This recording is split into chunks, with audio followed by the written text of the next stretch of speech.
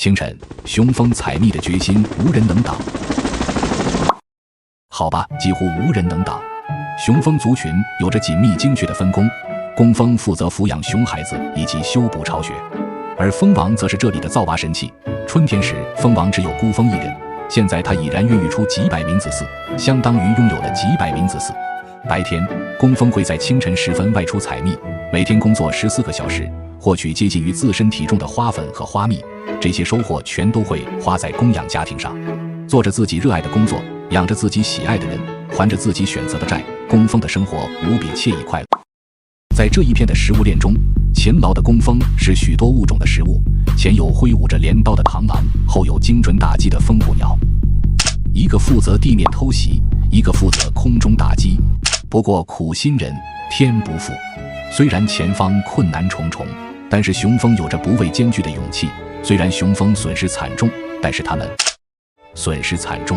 不管怎样，依靠庞大的数量优势和部分小我的牺牲，蜂群的大我家庭总还是能够生存下去的。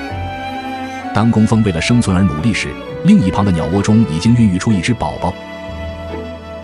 收割鼠的窝建在草丛上，可以有效躲避天敌的侵扰。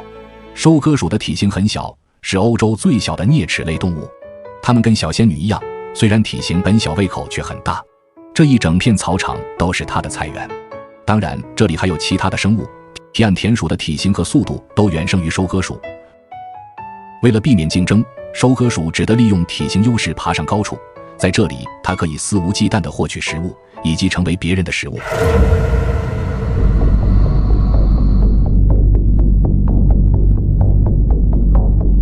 茶隼才是这片草场的王，它的速度极快，也可悬停于空中俯瞰大地，任何一点蛛丝马迹都逃不脱它的眼睛。枝头上的收割鼠瑟瑟发抖，看似很危险，实则一点也不安全。被发现了！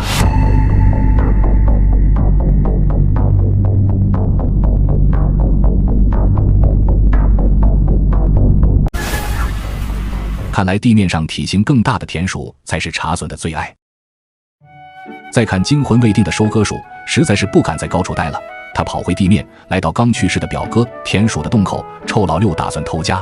但田鼠的洞内似乎并不平和，敏锐的胡子可以帮助他探寻前路的情况，却无法让他发现身后的生物。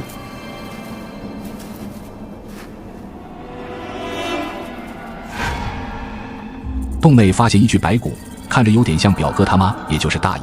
不管了，赶快找更重要的东西。终于，他可算是发现了表哥田鼠留下来的一大堆食物，以及